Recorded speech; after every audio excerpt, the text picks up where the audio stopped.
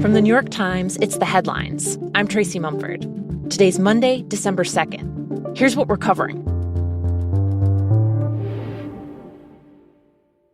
President Biden has issued a full and unconditional pardon of his son, Hunter Biden, using the power of the presidency to wave aside years of Hunter's legal troubles.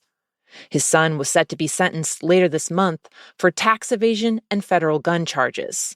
This is an extraordinary moment for the Biden presidency, and it's extraordinary because it's essentially a reversal. It's a flip-flop. Zolan Kano-Youngs covers the White House for The Times. The president said this year that he would not issue a pardon, that he would not use his clemency powers for his son. And his press secretary repeated that denial on multiple occasions for months. And we are now seeing that that's not the case. In a statement, President Biden announced that he was issuing the pardon because he believed the cases against Hunter were politically motivated and claimed that his opponents were going after his son in order to reach him. He said that while he still believes in the justice system, quote, "I also believe raw politics has infected this process." Zolan says that reasoning is a remarkable turnaround for Biden, who repeatedly insisted he would never interfere with the Justice Department and campaigned on that promise. The pardon comes less than 2 months before Donald Trump will return to office, where he had promised to go after Hunter.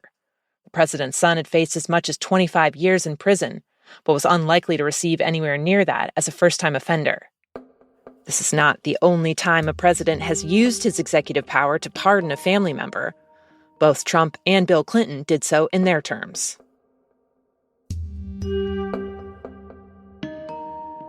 Meanwhile, Donald Trump is doubling down on his vows to upend the nation's law enforcement agencies, naming Kash Patel, a hardline critic of the FBI, as his pick to run the bureau. Patel, who has worked as a federal prosecutor and public defender, has little law enforcement or management experience, but he's been fiercely loyal to Trump. He's promised to bring federal law enforcement, quote, to heel, and amplified Trump's claims that the agency is part of a deep state conspiracy against him. Patel even wrote a children's book about how Trump was investigated for potential ties to Russia, calling it, quote, The Plot Against the King, starring King Donald. During Trump's first administration, Patel cycled through several roles, but his bombast and embrace of conspiracy theories made many people in Washington nervous. At one point near the end of his term, Trump floated the idea of making Patel the deputy director of the FBI. The attorney general at the time, William Barr, said in his memoir that would only have happened, quote, over my dead body.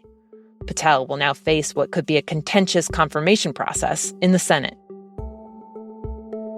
Over the weekend, Trump continued to fill out other roles in his administration, and he gave 2 posts to members of his extended family. He tapped Massad Boulos, his daughter Tiffany's father-in-law, to be a senior advisor on Middle Eastern affairs. Boulos is a Lebanese-American businessman. And he picked Charles Kushner, a wealthy real estate executive and Ivanka's father-in-law, to serve as ambassador to France.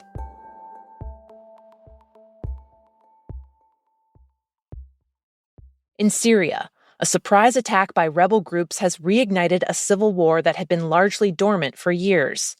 Over the weekend, rebels took control of huge swaths of the country, including most of Aleppo, Syria's second-largest city. Syrian President Bashar al-Assad has violently crushed other uprisings over the last decade, even deploying chemical weapons, and he's relied on the help of 3 key allies to stay in control: Iran, Hezbollah, and Russia. But now all those allies are distracted or weakened by their own conflict, and is one of the most serious challenges to President Bashar al-Assad's rule that he's seen in many years. My colleague Raja Abdul-Rahim covers the Middle East. She says that the rebels' timing was strategic, with Hezbollah and Iran both fighting Israel and Russia bogged down in Ukraine. So what analysts are telling me is that these rebel groups, especially the one leading the offensive, Hayat Tahrir al-Sham, has been watching all these developments very closely and has been training and increasing their military capabilities at the same time, and timed their offensive when they thought it would be most opportune and Assad was at his weakest. What we'll be watching for now is A, will the rebels continue to advance? And B, what is going to happen to the areas that they have taken? The main thing that has changed the balance of power in Syria over the years has been air power. The Assad regime has air power and his allies have air power. The rebels have never had air power. So what we're seeing now is rebel-held areas being bombed, civilians are being killed. So we're going to be watching, can the rebels hold on to the territory that they just captured?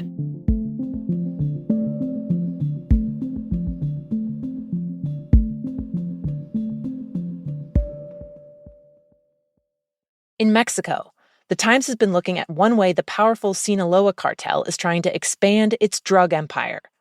The criminal group is largely responsible for the fentanyl pouring across the border into the U.S., and it's been recruiting from an unexpected talent pool, targeting chemistry students at Mexican universities.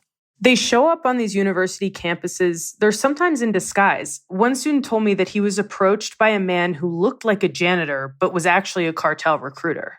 Times Mexico City Bureau Chief Natalie Kichereff has been speaking with students, professors, and cartel members.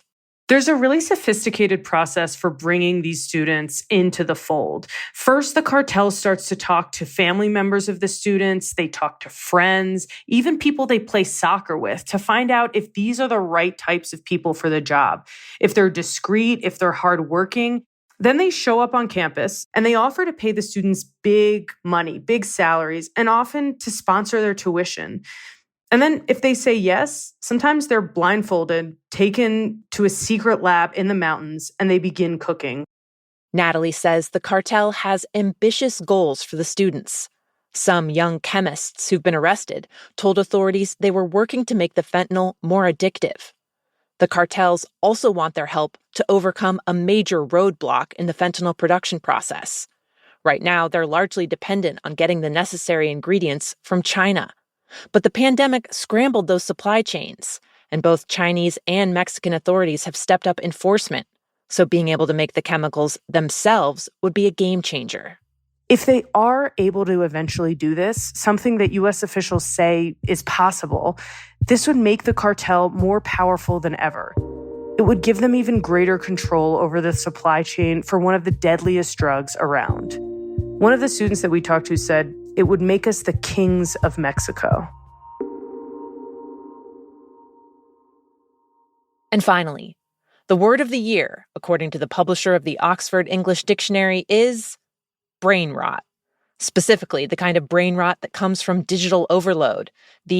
I know that I picked up my phone to look something up, but that was 2 hours ago and I have no idea how I ended up on a video about artisan ham brain rot.